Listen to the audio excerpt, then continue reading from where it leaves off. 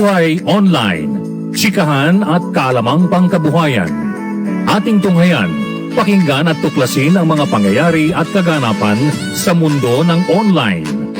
Buhay Online, Chikahan at Kaalamang Pangkabuhayan. Alamin ang pinaka-latest trends mula sa trabaho at kung hanggang saan na ang narating ng teknolohiyang ito. At ngayon, narito na ang ating host, ang ating Techie Mami, si Jaye C. Bautista.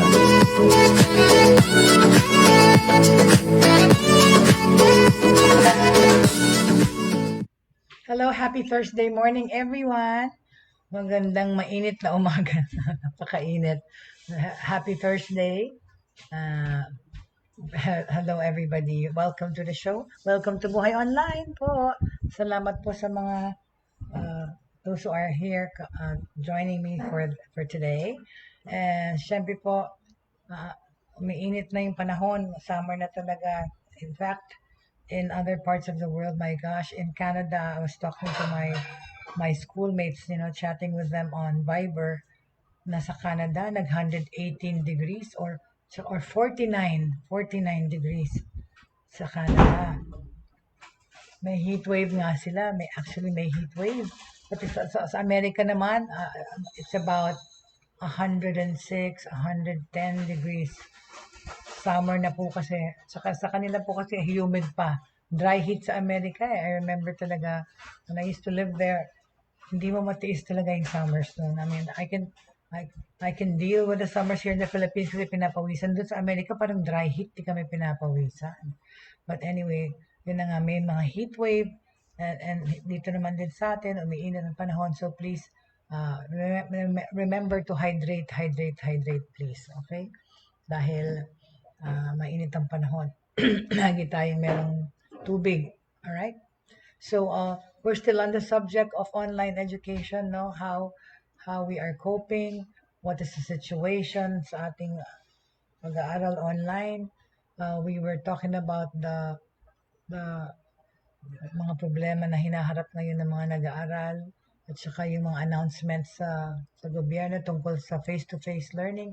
Ulitin ko, of course, final na yung decision, no face-to-face classes this next school year of 2021-2022. Kasi dati nag-propose yung DepEd na kung pwede buksan na ang face-to-face learning in those low risk areas. But of course, because of the emergence of the new Delta variant virus, ang ating presidente ay nag-alala at sinabing ayaw niyang i-jeopardize yung 840,000 ba yun? Basta mga teachers tsaka mga estudyante at mga mag-aral. So, hindi pa rin pinapayagan ang face-to-face schooling itong susunod na school year. Tapos ang ating dinedetermine ngayon is kung kailan ang start ng 2021-2022 school year. Ang proposed dates ay August 26, September 3, or September 13. Hindi pa natin, wala pang decision dyan. Okay? So yun lang yung balita doon. Still no face-to-face. We don't know when this is going to end. But at the same time, of course, pinag-usapan natin yung mga the hurdles that the students are up against nowadays, okay? Lalong-lalo na yung mga medical students, di ba? Pinag-usapan natin yon, and ituloy natin yung mga barriers to online learning ng mga medical students, okay? Di ba, they conducted a survey, yung National Survey of Medical Students in the Philippines, wherein they commissioned 3,670 medical students at saka yung mga teachers. Tapos, the shifts in Philippine medical education had happened with the economic consequences of COVID-19 nga, diba? Tapos yung unemployment rate in the country was at a record high. Analysis of the students' responses revealed the pervasive nature of this problem. Working students lost their jobs too that supported their education. Household budgets had to be split between essential needs and internet subscription. Yun na nga. Tapos yung mga household budgets, family-owned businesses closed.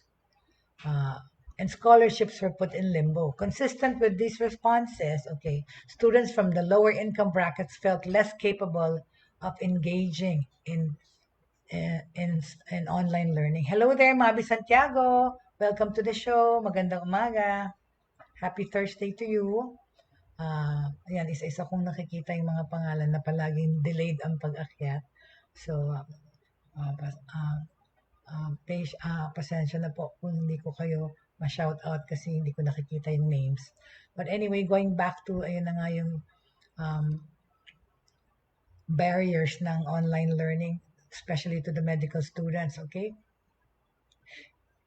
Consistent with these responses, students from lower income brackets felt less capable of engaging in online learning. Yun na nga yun eh, yung disparity between rich and poor na naging mas evident dito sa panahon ng pandemya dahil din sa sara ng mga eskwela.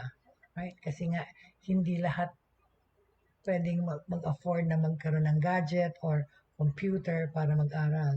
Okay? Some expressed nga itong studies na ginawa nito ng National Survey of Medical Students in the Philippines.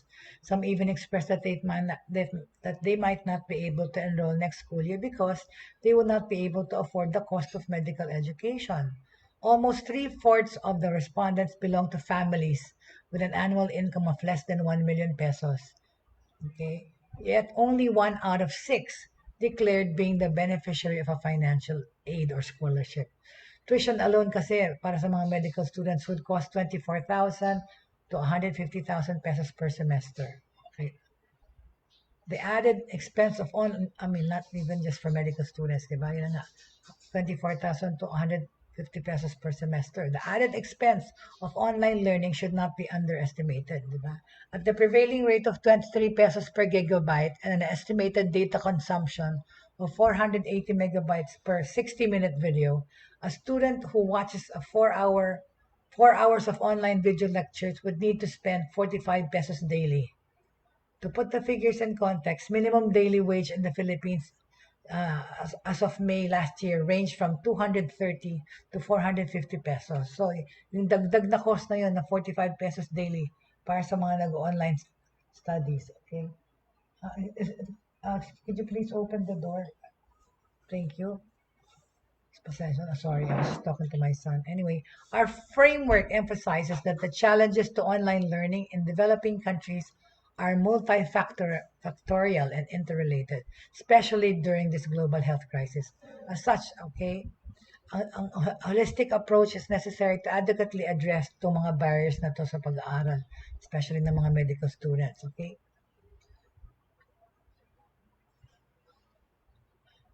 These recommendations were made for the medical schools. Sinabi nila they should conduct a needs assessment survey among medical students to identify those with limited access to technological resources. Ensure open communication channels among administrators, educators, tsaka yung mga estudyante through online town hall meetings.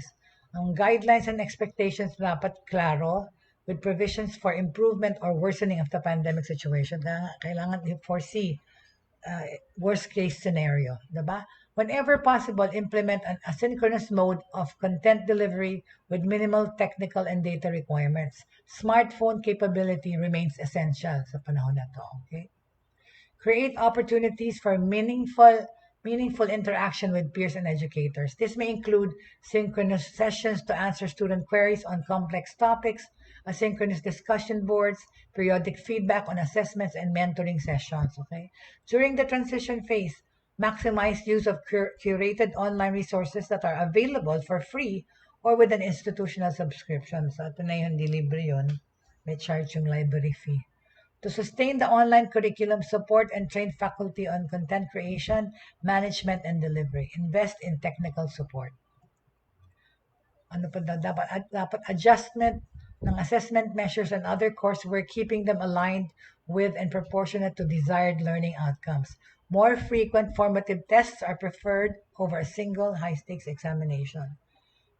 So, dapat din to extend leniency to students who bear additional responsibilities at home. For example, they could be given reasonable extra time to complete tasks. Lalo na kunyari sa bahay, no? Tumutulong sa gawaing bahay yung estudyante. Okay, kasi yung nanay niya nag-work din at tatay pareho. So walang at meron siya mas maliliit na kapatid. If they are unable to attend synchronous sessions, alternative learning activities must be offered to the students. Provide proactive psychosocial support for the students. Develop mental wellness programs with a focus on teaching positive coping mechanisms to deal with stressors. Okay? Tapos, ayun na nga. Sana all give discounts on tuition and offer scholarships to cushion the pandemic's economic impact. Advocate for greater subsidies from the government. For the past year, hindi natin to nakita. So, sorry, sad to say. Yun man lang sana talaga eh. Sana diniscount yung education kasi marami namang things na hindi na nagagawa nila dapat pag nasa campus sila, right? In fact nga, less cost dapat eh. Develop bridging programs and prepare for gradual return to clinical activities. Ito para sa mga medical students. Consider putting up simulation laboratories and other infrastructure that will allow face-to-face learning with social distancing. Okay? Alright. So yan yung tungkol sa ang mga medical students in the Philippines confronted technological, individual, domestic, institutional, and community barriers as they tried to adapt to online learning. Kasi yun na nga eh, I was wondering talaga, paano na lang may mga lab, no? Some of these barriers are transient and expected to resolve with the global health crisis. Others may persist or have long-time repercussions, actually.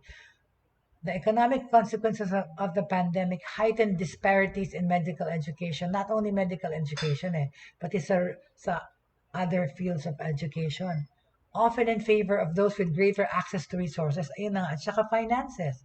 Without appropriate intervention, barriers to online learning would not just affect the education and training of future physicians or future professionals. On a wider scale, even the nation's delivery of healthcare services may be disrupted.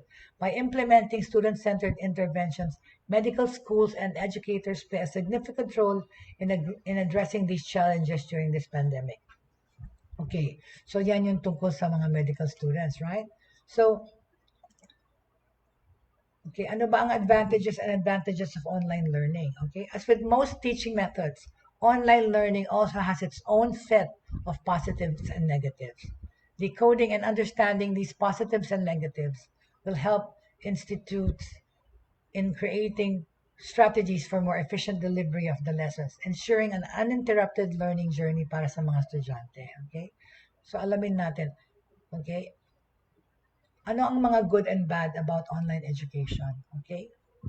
One of the most often used terms after the pandemic is the term new normal, di ba? Ang new normal in education is the increased use of online learning tools.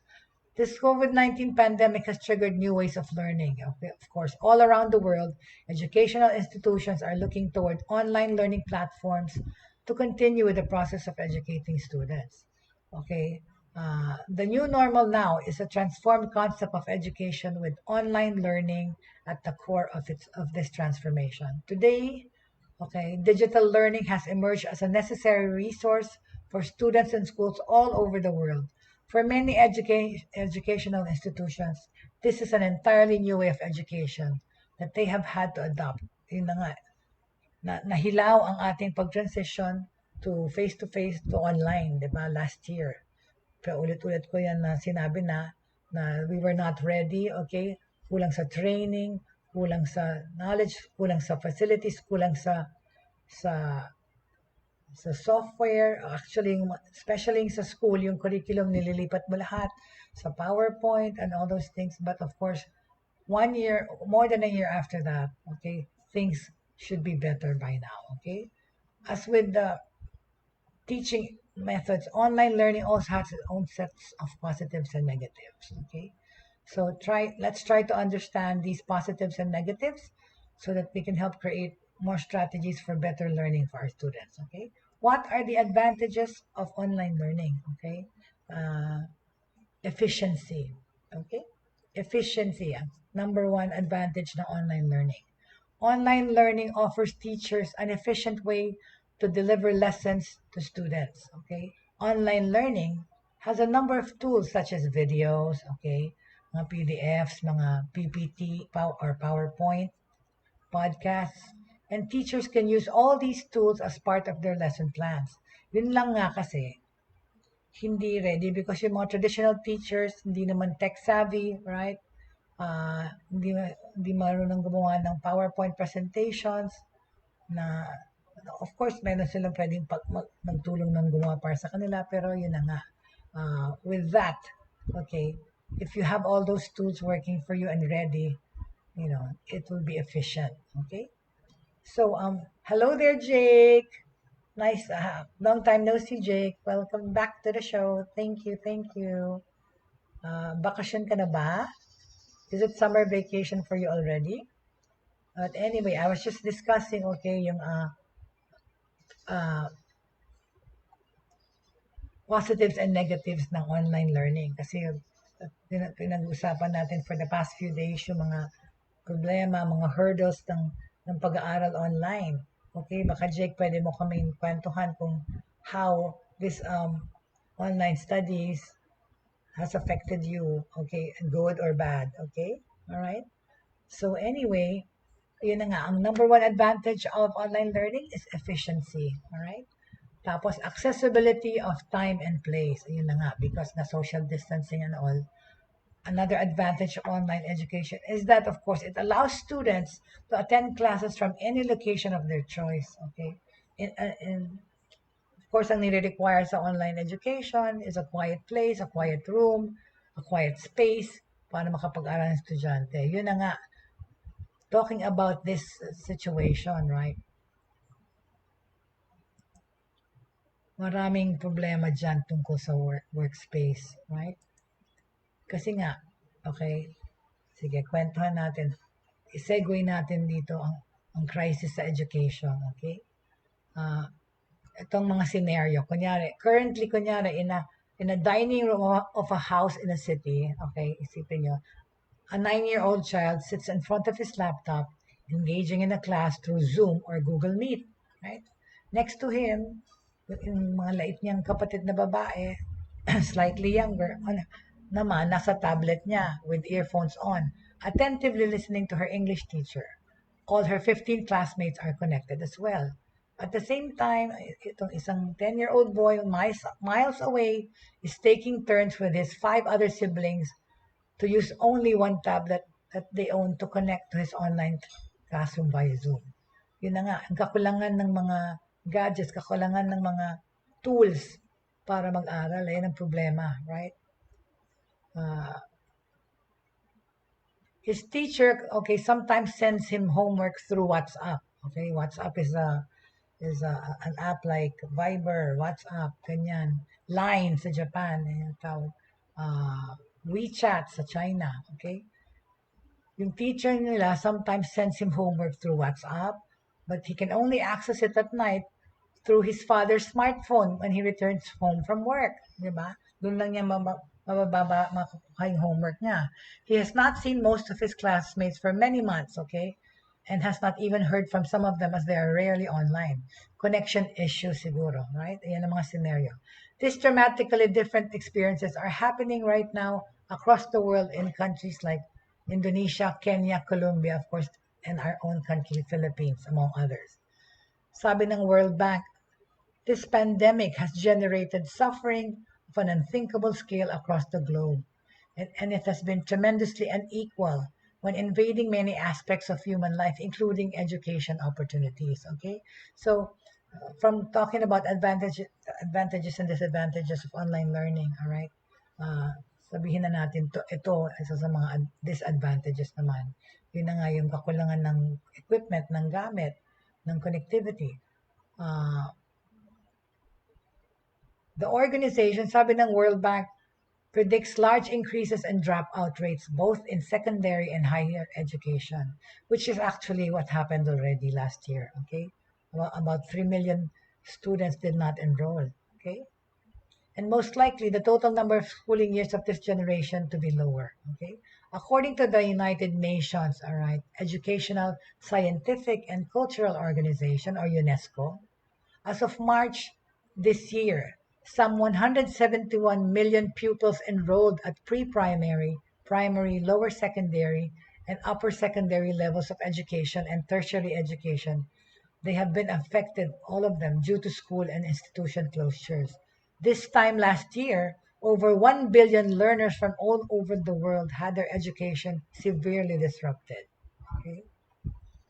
Ah, sabi ni sabi ni Kumba Barry, ang UN Special Rapporteur on the Right to Education, called it an education crisis. Okay, let me show you this grid. Huh?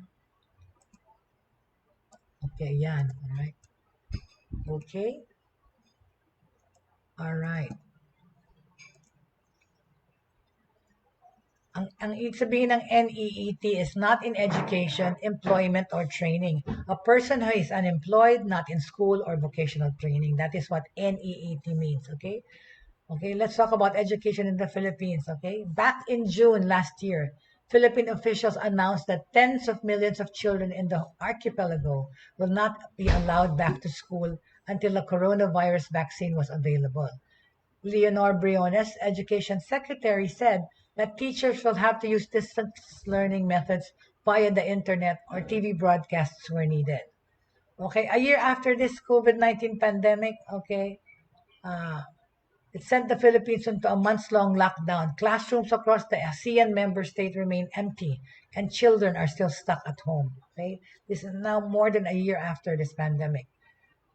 Fearing youngsters could contract the virus and infect the elderly, yun na nga, ang presidente natin, Duterte, refuses to lift the lockdown restrictions on the schools until vaccinations are widespread. So kaya nga, like yung in-announce na noong June 22, walang babalik na face-to-face schooling itong school year 2021-2022. A blended learning program involving online classes, printed materials, and lessons broadcast on television and social media was launched in October of last year. But with a shift from face-to-face learning to online learning, Philippine education now heavily relies on connectivity. Access to the internet is vital for both parties, both students and teachers. Kaya nga, di ba, last year, after nag-lockdown or nag-close ng March 22 ang mga eskwela, okay, again, nag-shout out ang Pangulo sa ating mga service providers ng internet na dapat mas pabilisin. And in fairness, bumilis naman talaga. Bumilis naman. Okay? Unfortunately, millions of Filipinos live in deep poverty. Yun lang talaga. And do not have access to computers at home, which is also key to the viability of online classes. Sabi ni Andrick Serrano, a fourth grader who lives inside a Manila slum shack with his street sweeper grandmother, hindi ko to hindi ko to kayang gawin. Mas masayang pumasok sa eskwela.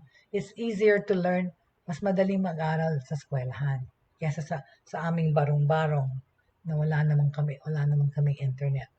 An Economic Policy Research Institute, or EPRI, a report published last December titled The Impact of COVID-19 Crisis on Households in the National Capital Region of the Philippines.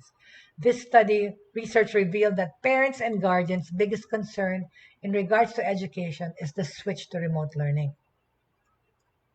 Surveyed respondents expressed varied concerns regarding online learning, including money for phone load, diba? Lack of gadgets, bad internet, difficulty understanding lessons taught online, parents' lack of time to spend with children on schoolwork, inability for children to focus during online classes, and parents' lack of familiarity with lessons. At ayun na nga, yung aking sinabi nung past few days, paano kung yung magulang hindi nakapag-aral, right? Hindi nakapagtapos, paano niya tuturuan yung mga nagmo-modular learning, right? Other than that, sabi ng UNICEF, they noted that since the school shut down, enrollments have dropped by more than 1 million in the Philippines. More than 1 million talaga. Marami ang hindi nag-enroll. COVID-19 is affecting all school systems in the world, but here in the Philippines, it's worse. According to E.C. Feingold, UNICEF's education chief in our country. Experts also worry that many students are falling even further behind, and those that have dropped out might not come back to resume their education. Moreover, classroom closures also leave children at greater risk of sexual violence, teenage pregnancies, and recruitment by armed groups. sabi ni Fane Gold. The Philippine Business for Education has urged the government to take the lead in building an education system that Filipino learners deserve, one that realizes their full potential. Earlier this year, the nonprofit organization also called on the government and other stakeholders to stem the learning crisis now, as it says that protracted school closures and uncertainty in the safe and equitable reopening of our schools will further worsen the learning losses. Tsaka yun na nga, na-jeopardize daw ang future ng ating mga estudyante to get better jobs, especially for the 2.7 million unenrolled K-12 students this school year. So, tamo, K-12 students alone, 2.7 ang hindi nag-enroll. We have yet to see a clear plan to bring our students back to school safely, sabi ng PBED. Okay? So, yan, ayan ang ating pinakitaang problema. Okay? Are there more school dropouts in this pandemic? Okay. Education plays a vital role in the economic development of any country as it increases the capacity and ability of people to be more productive economically. Every child, di ba, even those na nabubuhay sa kahirapan or mga war-torn areas or those living with disabilities have the right to education, right? As stated by Save the Children, a leading humanitarian organization for children, education is the route out of poverty para sa maraming tao. Totoo. Kaya yung mga magulang nagkakandakuba, nagkakandahirap magtrabaho, even para itawid ang pag-aaral ng kanilang mga anak. Right? Because it gives them a chance to gain the knowledge and skills needed to improve their lives. Right? Pag educated ka, makakuha ka ng mabuting trabaho. Okay? Southeast Asian nations have made numerous efforts and plans in order to improve their education systems and standards. Okay?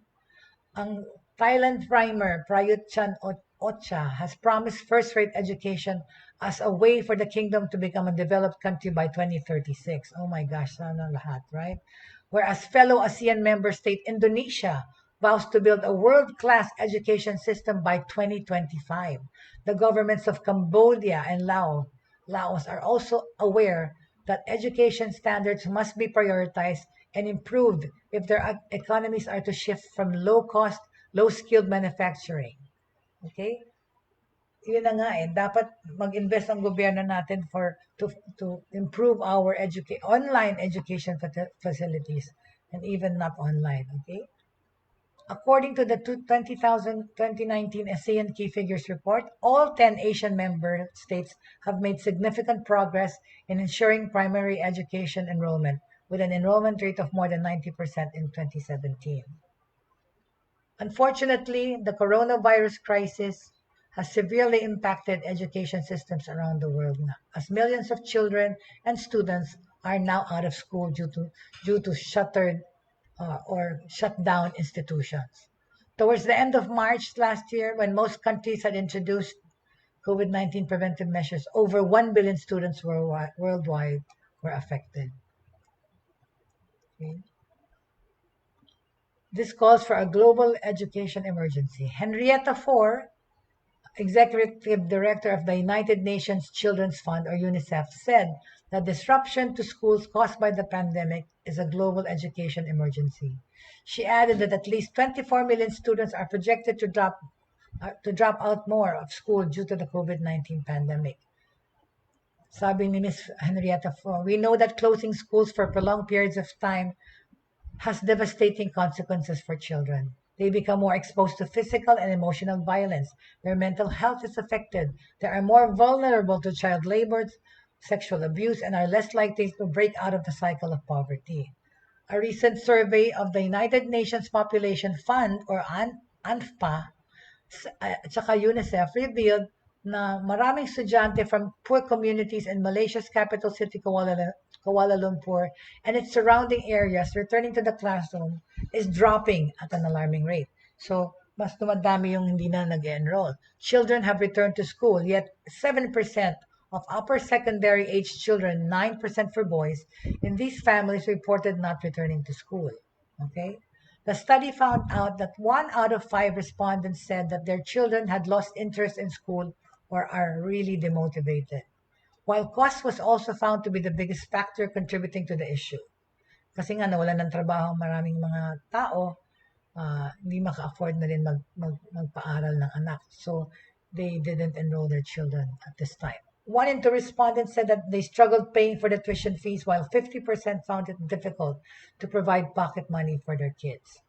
According to local media dated last September, the Philippines is also reporting a drop in school enrollments for the current academic year, which it really happened. For now, we consider this 2.3 million as dropouts. What we don't want to happen is to have a permanent dislocation of children, and instead of studying, they would permanently just go to work. Itong sabi ni Senator Sherwin Gatchalian. Totoo naman yun eh. Pag inisip na nila magtrabaho, baka hindi na sila bumalik sa eskwela. Ayun ang ayaw kong mangyari even to my son nga, who actually can opt to have part-time jobs while studying online. But I want him to focus on his education, na huwag maging ma-distract kasi yun na nga, kapag nakapagtrabaho na, hindi na gusto mag-aral. Right? Room to Read, an organization focused on girls' education and children's literacy, conducted a survey of 28,000 girls across Bangladesh, Cambodia, India, Laos, Nepal, Sri Lanka, Tanzania, and Vietnam, with disheartening results. It was found that 42% of the girls surveyed reported a decline in their family's income in the pandemic, and that 1 in 2 girls surveyed was at risk of dropping out of school. 1 in 2 girls, okay? That's a big ratio. The worrying trend is that the reopening of schools doesn't automatically mean that all children will be back in schools. Sabi to ni Francisco Benavides, Regional Education Advisor at UNICEF East Asia and Pacific. The pandemic has a high economic impact for the region. If girls don't have access to learning opportunities, it's very likely that the families and society will be less to adapt to economic shock. Okay, right? But of course, is there how is online education beyond COVID? We will not know, but we can only surmise, right? So going back to, so yun ang mga problema, right? Worldwide ng online education. Pero, okay, pag-usapan pa rin natin ngayon, patuloy natin pag-usapan yung ang kabutihan ng online education. Yun na nga, sinabi natin, because of social distancing, accessibility of time and place. All right? Another advantage, okay? Another advantage. Ito muna, ayusin ko na muna itong nasa face ko pala. All right. Yan yung ratio ng is in school due to COVID. All right? Okay. Nagsasalita pala ako, wala yung mukha ko. It's alright. Okay. Affordability, okay? Another advantage of online learning is reduced financial costs. Well, of course, this didn't apply to a lot of schools here, especially the private schools here in the Philippines. Well, walang anong reduced costs, hindi uso yan dito. You know, we were not even given a discount for online education. In fact, I think there's added costs. Online education is far more affordable as compared to physical learning. This is because online learning eliminates the cost points of students' transportation, student meals, and most importantly, real estate. Additionally, all the course or study materials are available online, thus creating a paperless learning environment which is more affordable, which is also being beneficial to the environment.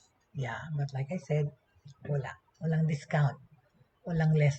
Ayun na nga, I guess yung cost is like yung transportation, o kaya yung pagbo-board, pag going to the dorm, renting a room for your child, yun, less cost, yes, in that manner. Pero ako, binibigyan ko pa rin ang allowance ko ng anak ko kahit kalahati lang, kahit di siya nag-school physically, right? Okay, ano pa? Improve student attendance.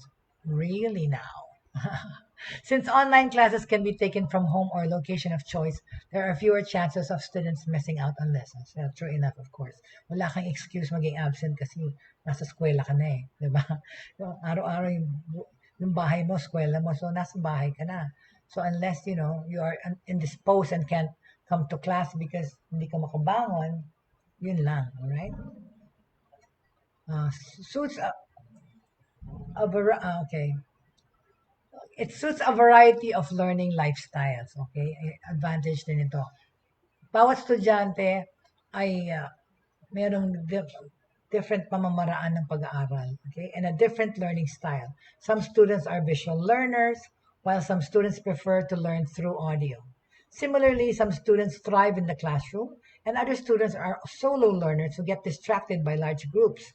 The online learning system, with its range of options and resources, can be personalized in many ways. It is the best way to create a perfect learning environment suited to the needs of each student. Yung style ng Ateneo, I think they don't require the students to go online, right? So what is the of your classroom? The teacher, you can hear the teacher, you can see the teacher, you can see the teacher, pero kayo, what is it? Zoom? Do you use Zoom? All right. So, so you are there, okay, pero yung mga pangalan nyo nandun, tapos nag-check pa ng attendance ang You don't have to attend class. You don't have to attend class? No. You never have to attend class. So, ang Ateneo pala, you never have to attend class. So, paano yun? Paano kayo nag-aaral? Just requirements? Yeah, just study on by yourself. And the classes are like just to clarify things. Okay, so yun pala, okay? First hand ito from my son, okay, who's enrolled at the Ateneo, second year college student. He's going to, incoming third year college student. They just finished nga pala their semester. And he's 19. Tapos, they never have to attend class. They don't check attendance. So, yun yung sinasabi ko na parang, di ba, yung quality na education nag-suffer dito sa online. At hindi pa yun, okay? Mahal pa yung tuition, not for that matter. So, they're just required, they study on their own. Sometimes they're given pages and pages to read in a day, right, anak? Of material to read. Tapos they have, they have group projects. Yeah. So how are you able to do the group projects?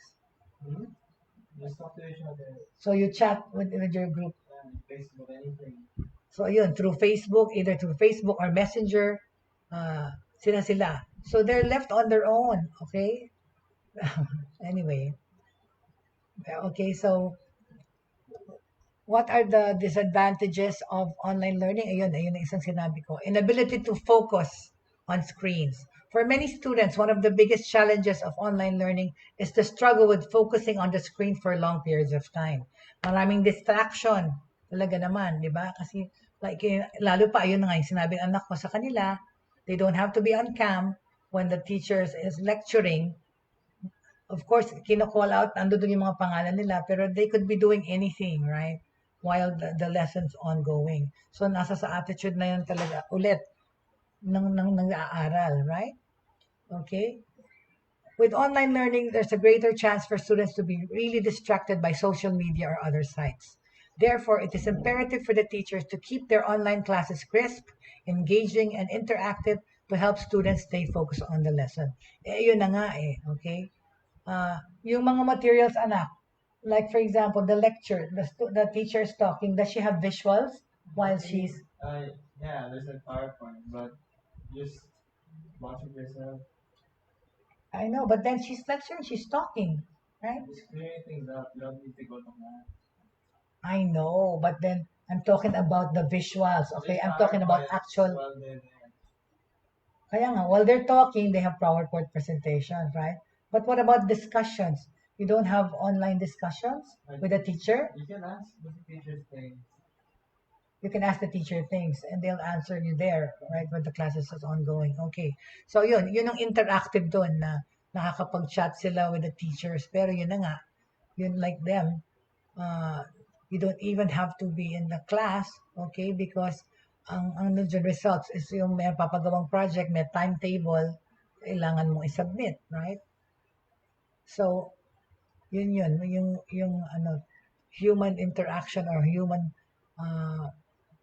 involvement ng teacher tsaka students, okay? Hindi pa rin personal because yun na nga, they're left to to watch the videos on their own, okay?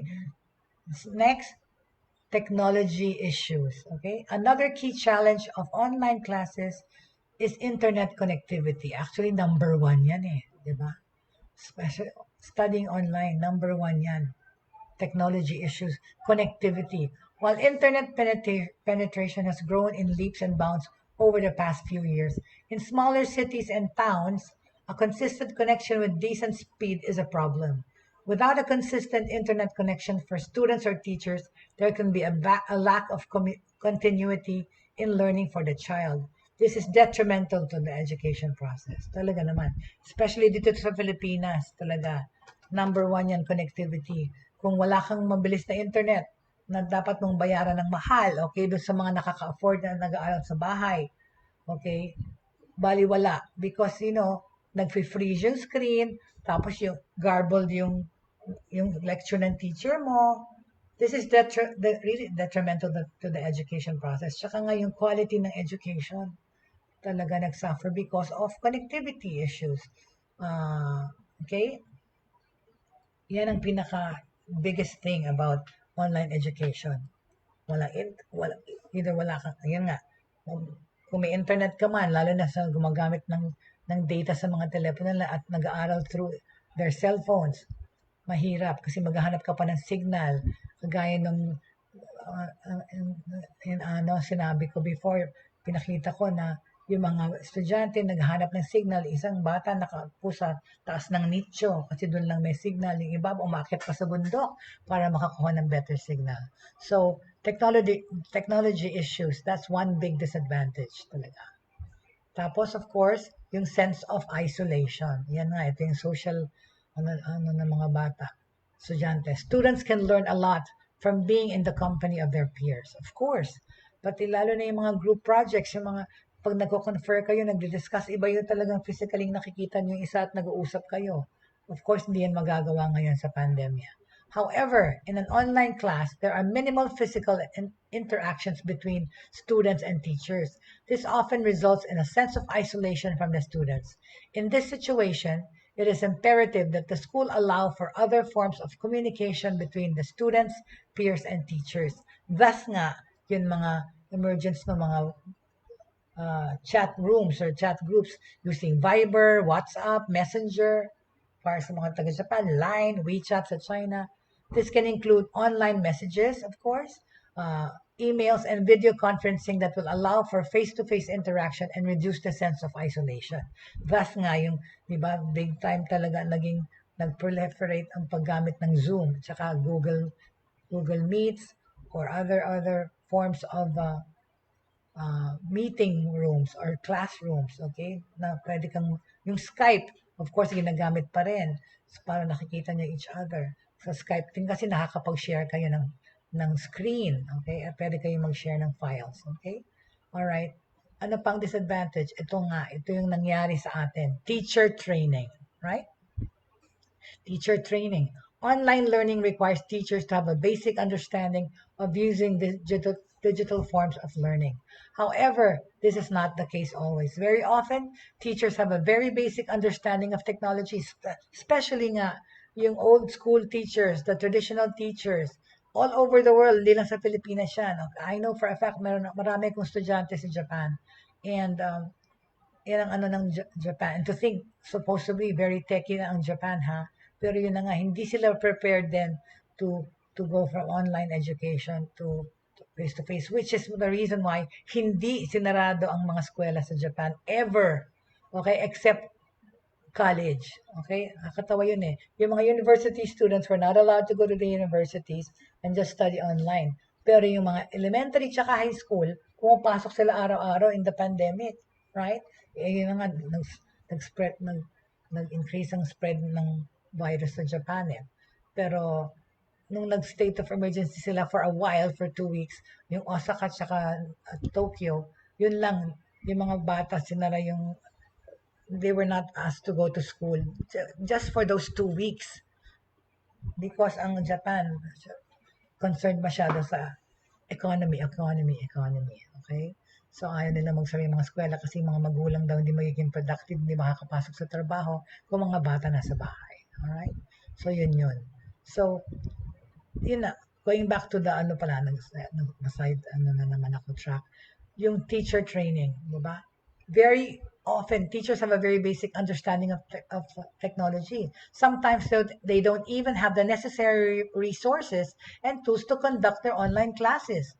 Yun na nga, sa mga poor areas dito sa Pilipinas, wala silang gadgets, wala silang computer, wala silang internet, walang wifi.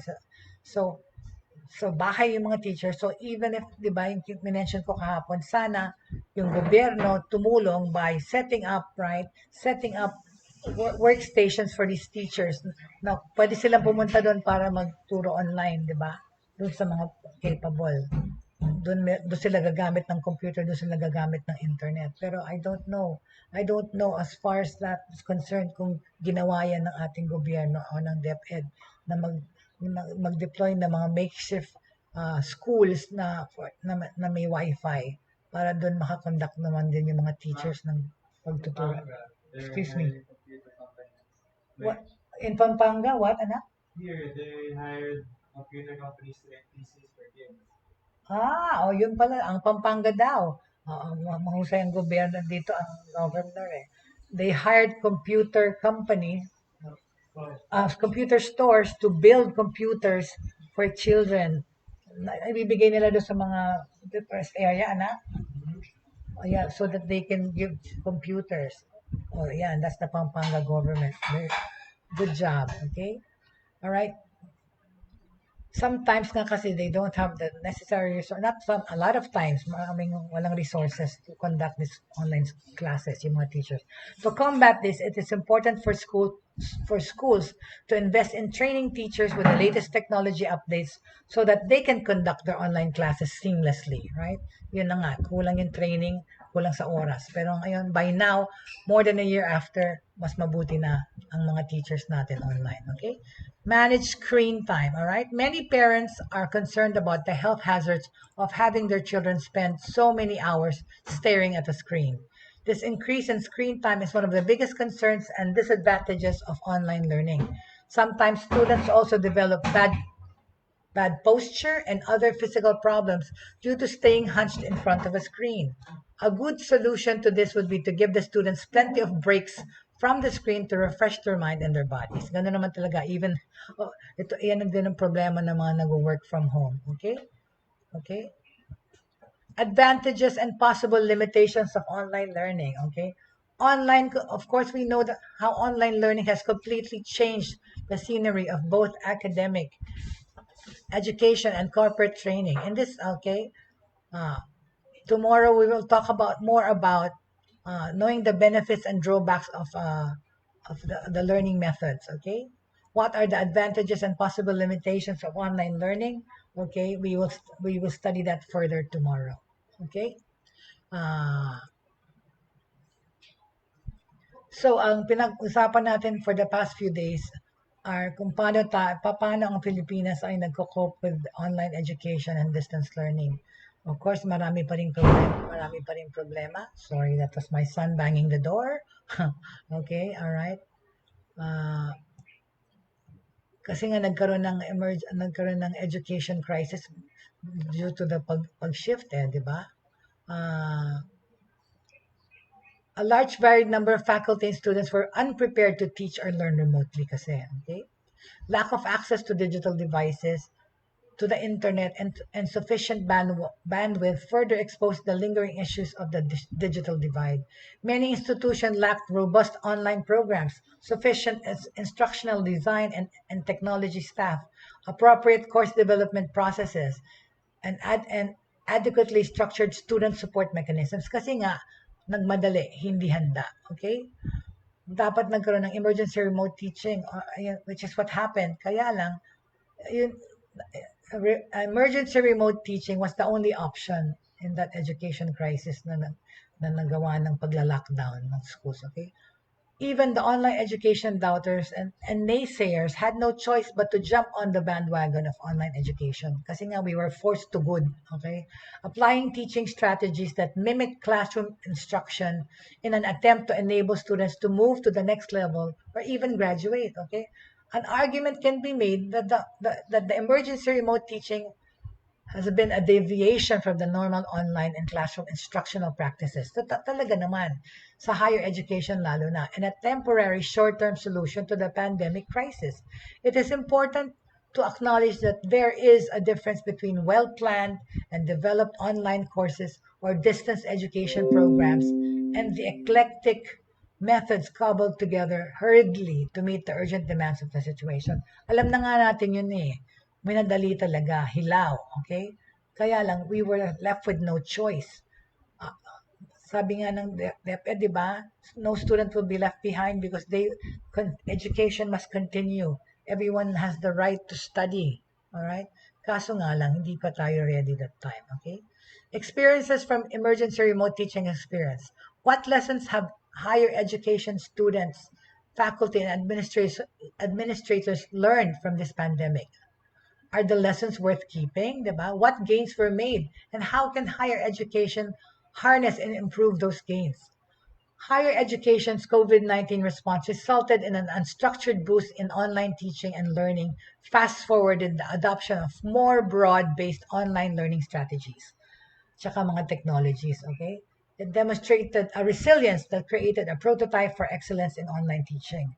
That's right. Like I said, a year and a half through this pandemic, of course, dapat better facilities na, better materials na ang ginagamit ng ating mga students, especially the higher education ones like college, like my son.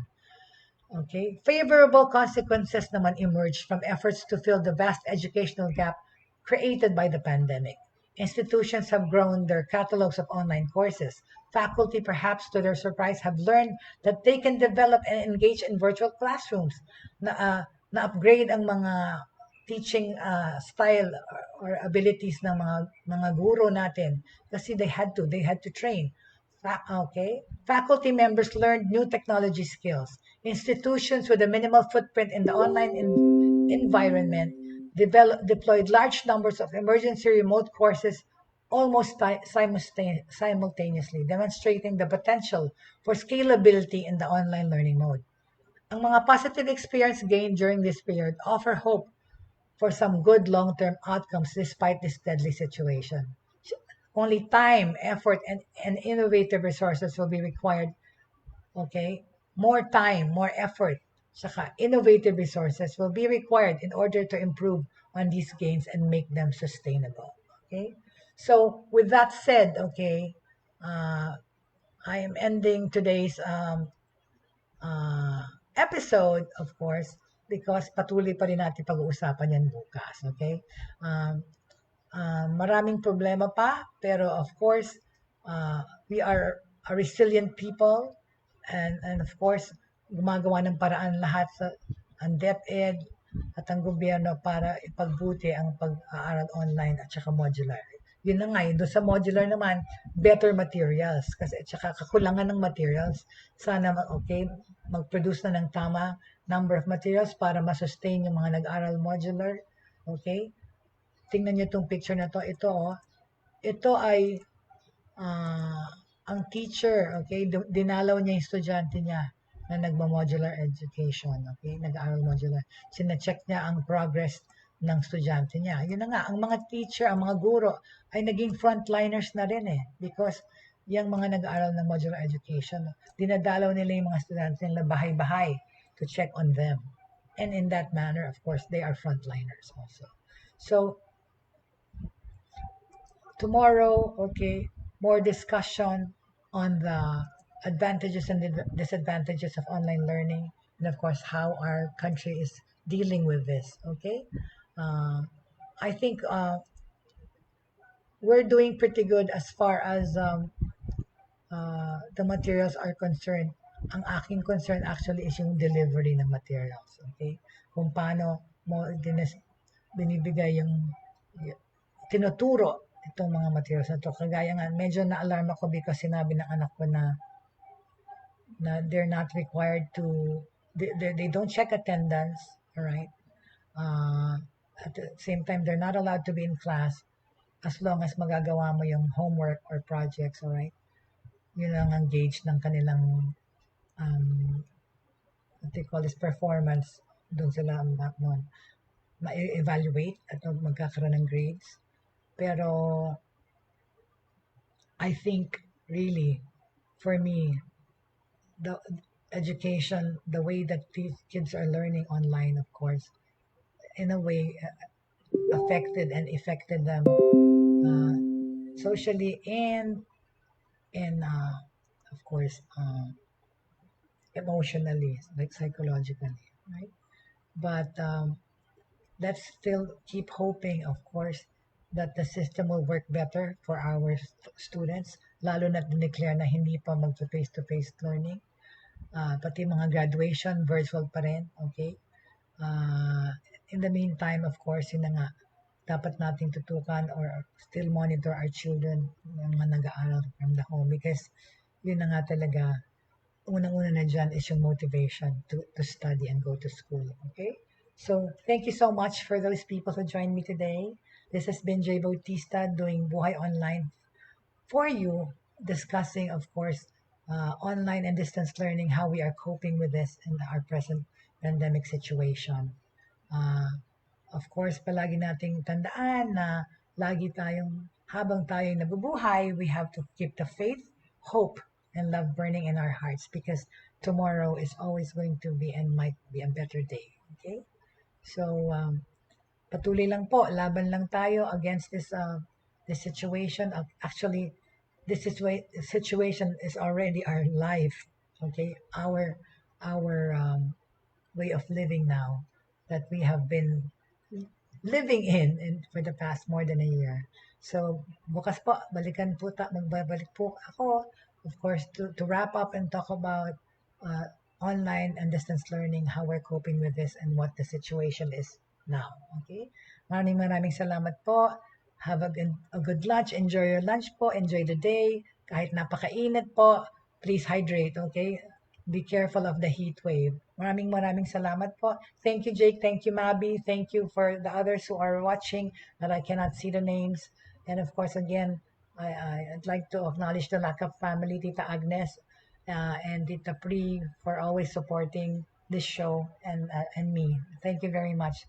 Have a good day and thank you very much for coming and watching. Of course, for episodes that you missed, you can always go to our YouTube channel, Broadstreamcast Communicators YouTube. We are on YouTube.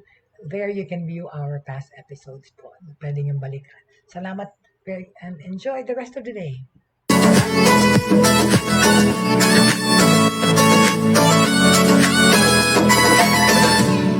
Inyong natunghayan at napakinggan ang mga makabagong pamamaraan sa mundo ng online sa pamamagitan pa rin ng Broadstreamcast Communicators.